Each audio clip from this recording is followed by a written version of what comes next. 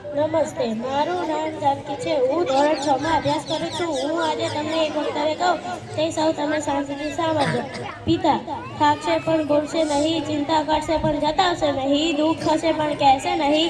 એ પિતા છે સાહેબ, આંસુ આવશે પણ રડશે નહીં. પિતાનું સ્થાન દરેકના જીવનમાં ખૂબ ખાસ હોય છે. પિતા જ આપણા આદર્શ હોય છે. આપણે તેમના દ્વારા શીખવેલા માર્ગ પર ચાલીને જીવનમાં આગળ વધીએ છીએ અને આપણા વ્યક્તિત્વનો વિકાસ પણ કરીએ છીએ. ક્યારેક ગુસ્સો ક્યારેક પ્રેમ, ક્યારેક ગુસ્સો ક્યારેક પ્રેમ, બસ આ જ છે પિતાનો પ્રેમ, બસ આ જ છે પિતાનો પ્રેમ.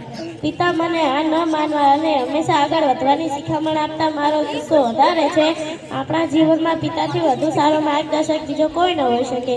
દરેક બાળક તેમના પિતા પાસેથી જ બધા ગુણ શીખે છે, જે તેને જીવનભર સંજોગો અનુસાર અનુકૂળ થવા ઉપયોગી બને છે. કોઈ બાળક જે સપના જુએ છે તે સપનાને સાકાર પિતા જ કરે છે. આ માટે થાક ભૂખ બધું ભૂલી સતત મહેનત કરે છે, ત્યાં સુધી કે પોતાની સમગ્ર જાત પર ઘસી નાખે છે.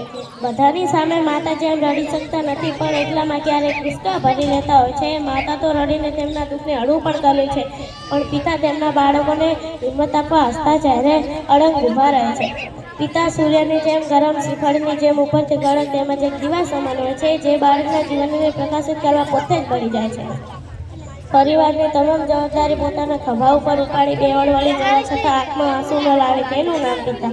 છેલ્લે એટલું જ કે મગજમાં આખી દુનિયાભરનું ટેન્શન અને દિલમાં ફક્ત પોતાના છોકરાઓની ચિંતા, તે વ્યક્તિ બીજો પણ એક પિતા હોય છે. આઈ લવ માય ફાધર. જય હિન્દ જય ભારત. ખૂબ જ સરસ. આ પિતા વિશે સાંભળતા જ આંખમાં બે આંસુ આવી ગયા. પરમાર ત્યારબાદ ફાળો આપનાર દાતાશ્રીઓના નામ જોઈએ.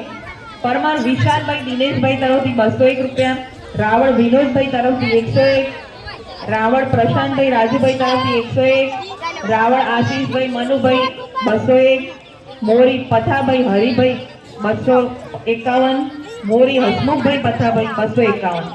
ધન્યવાદ.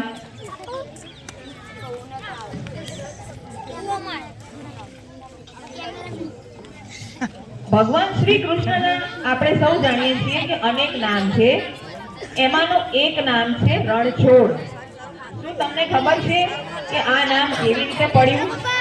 કારણ કે શ્રી કૃષ્ણ ભગવાને જરાસંઘ નામના રાક્ષસ સાથે યુદ્ધ છોડીને નિર્દોષ પ્રજાને બચાવવાના હેતુથી યુદ્ધભૂમિ એટલે કે રણભૂમિ છોડીને નાસી ગયા, સમજો કે ભાગી ગયા, એટલે એમને રણછોડ કયા છે.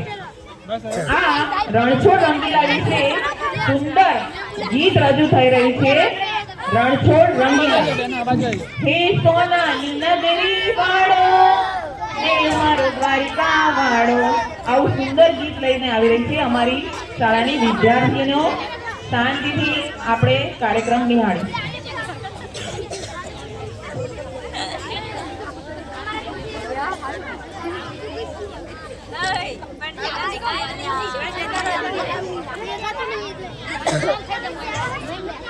Thank you.